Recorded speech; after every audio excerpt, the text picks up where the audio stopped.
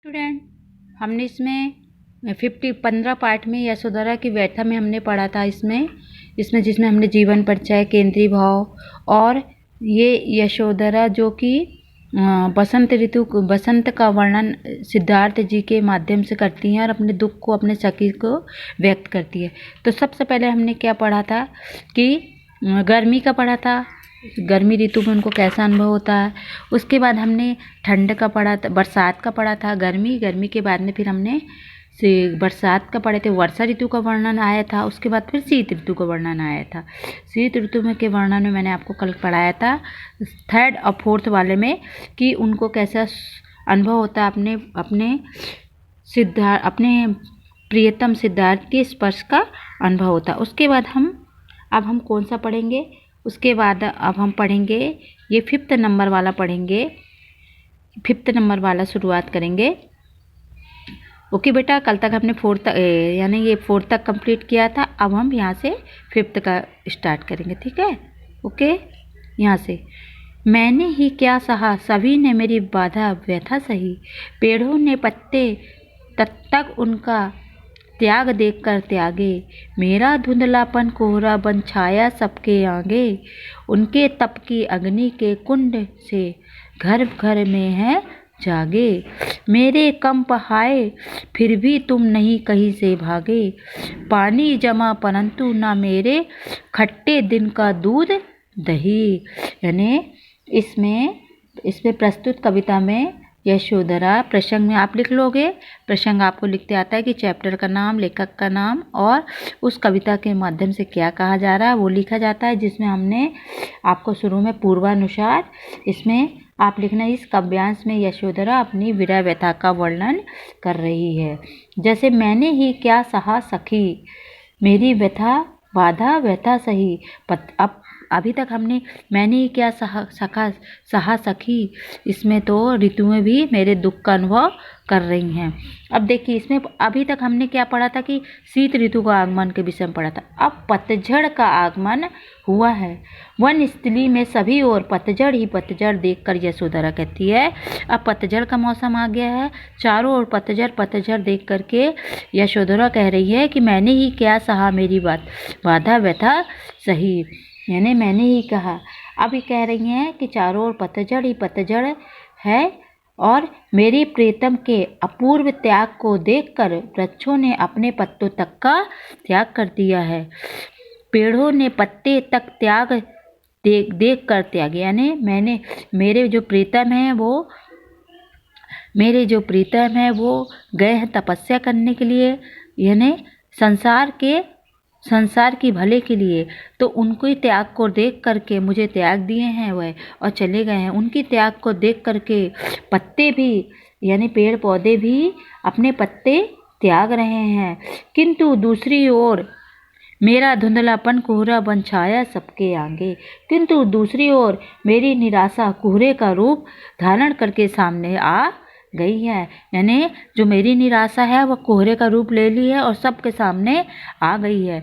उनके तप के अग्नि कुंड से घर घर है जागे, यानी ये किंतु दूसरी ओर मेरी निराशा कोहरे के रूप में धारण करके सामने आई है।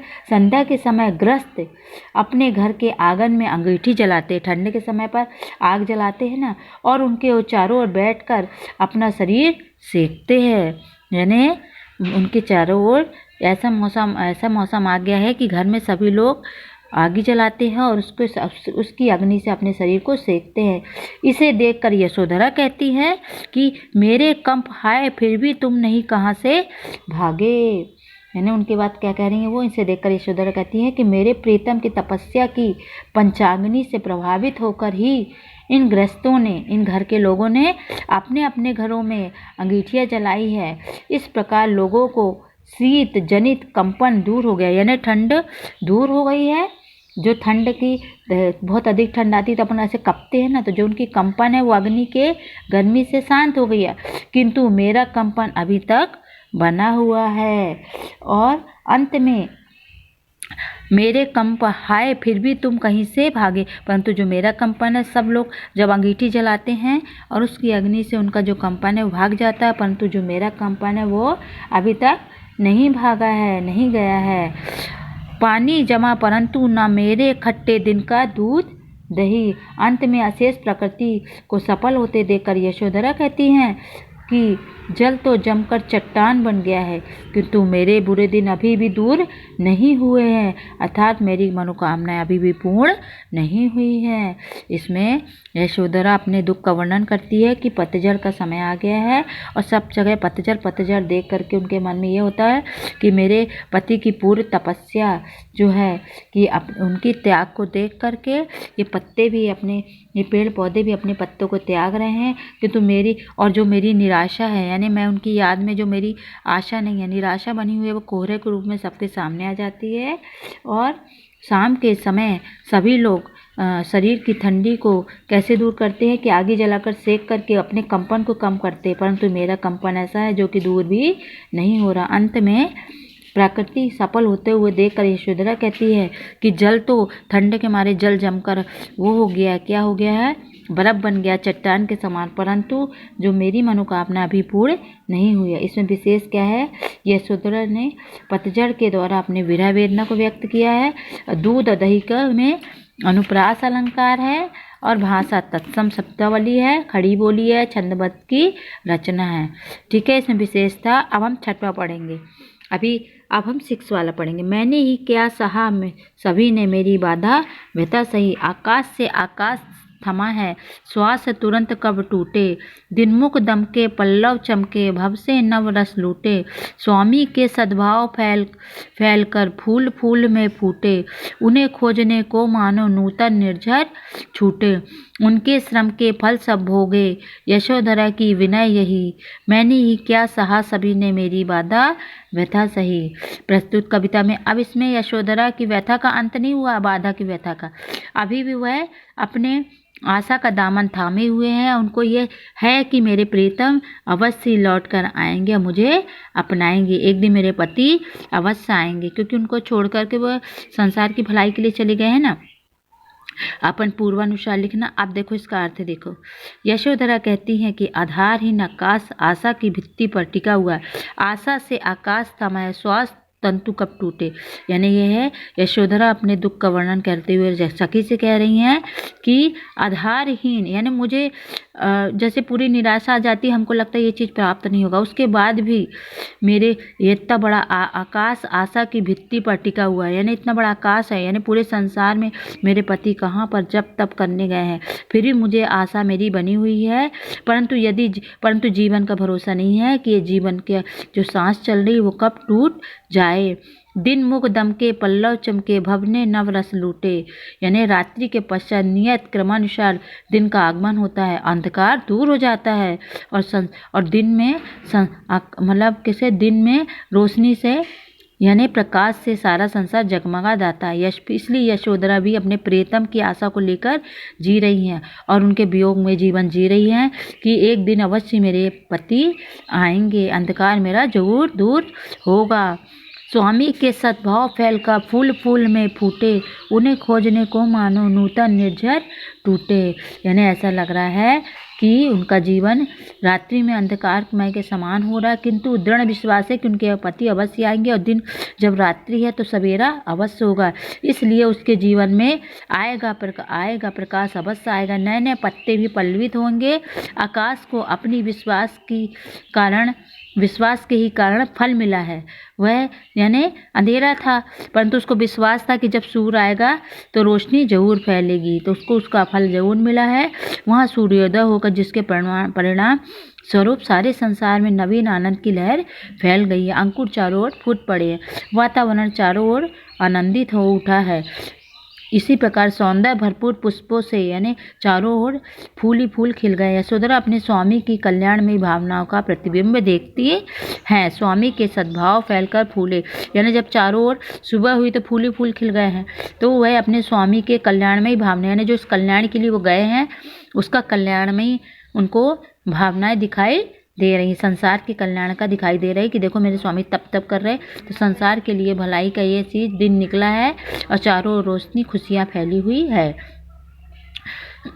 उन्हें खोजने मानो नूतन निर्झर टूटे। उसी प्रकार यानी सुगंध उपवन महक उठा, उसी प्रकार कल उसके पति का यश सारे संसार में फैलेगा। जब यशोधरा उद्दाम वेग से बहती हुई निर्झरणियों पर पड़ती है तो उसे लगता मानो उसके पति पात प्रचाल नाथ वेग से दौड़ी जा रही है। अपने पति की जब नदियाँ बहती है तो ऐसा लगता है जैसे कि वो नदियों के साथ उनके अपने पति के पास दौड़कर चली जाए, जो उनके भावनाएं हैं। अर्थात उन्हें यह विश्वास है कि सिद्धि प्राप्ति के बाद उनके श्रम फल सब भोगे। यशोधरा विनय यही मैंने ही कहा सहा सभी ने मेरी बाधा व्यथा से। उनका मतलब यह है कि सिद्धि प्राप्ति के बाद मानव तो क्या प्रकृति भी उसके प्रीतम चरणों के पर झुकेगी, निखिल विश्व उसके प्रीतम की पूजा करेगी। अर्थात यशोधरा को उसके त्याग के प्रतिफल अपने स्वामी का कल्याण होते दिखाई देगा, उसका कल्याण प्राप्त होगा। जब उनके यानी जब उनका जप तप टूट जाएगा तो संसार भी उसके चरणों में झुकेंगे, क्योंकि उनके जप तप से सारे संसार में खुशियाँ फैल जाएगी, उनका प्रतिफल अवश्य मिलेगा, स्वामी का भी कल्याण प्राप्त होगा उनको।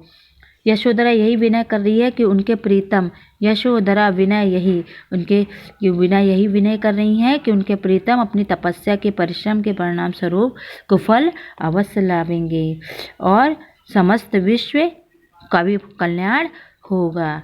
ठीक है, मैंने क्या सहा मेरी बाधा व्यथा सही। इसमें इस कविता के अर्थ में आपने क्या समझा कि वह जो आकाश की ओर देखो तो वहाँ कुछ नहीं दिखाई देता, रात्रि के समय पूरा अंधेरा अंधेरा रहता, सिर्फ तारे। तो ये कहने का तात्पर्य है कि अंधेरे में भी रोशनी को वो देखती हैं कि जैसे ही आकाश आधारहीन है, चारों अंधेरा छाया, परंतु एक विश्वास बना हुआ आकाश को कि दिन अवश्य होगा। उसी प्रकार मेरे जीवन में मुझे आशा है कि यानी मुझे खुशियाँ अवश्य प्राप्त होगी। तो जो मेरे पति से वो कर रहे हैं उनके यानी जो मैं वो कर रहे हैं उनके कारण से जो वो तपस्या कर रहे हैं संसार के सुख के लिए, उनके देख करके यानी पत्ते भी उनके त्याग रहे हैं। अंधकारमय जीवन है जो वो प्रकाश चारों ओर अवश्य फैलेगा, सूर्योदय होगा, आनंद की लहर फैलेगी। फिर वो सूर्योदय के समय जब देखती चारों फूल खिल गए, खुशियाँ ही खुशियाँ प्राप्त हो गई है, तो उनको ऐसा अनुभव हो रहा है जैसे कि उनके पति के तपस्या का फल सारे संसार को मिलेगा, और मैं तो क्या सारा संसार भी उनके चरणों में झुकेगा। फिर आखिरी में वो ये बोलती विनय करती कि मेरे प्रीतम को उनके तपस्या का फल अवश्य मिलेगा, मुझे भी मिलेगा। विशेष विरहणी यशोधरा को भी प्रिय मिलन की आशा है, उनके श्रम फल सब भोगे विश्व की भावना झलकती है। और फूल में पुनरुक्ति प्रकाश अलंकार है, और नूतन निर्जन में अनुप्रास अलंकार है, और बाकी वही है जो पूर्वानुसार छंदबंध रचना है, खड़ी बोली का प्रयोग किया गया है। ठीक है बेटा, हमारा ये चैप्टर यहीं समाप्त होता है। उसके आगे हम फिर क्वेश्चन आंसर एक्सप्लेन करेंगे। ओके बेटा, आज के लिए इतना। Good day, good bye.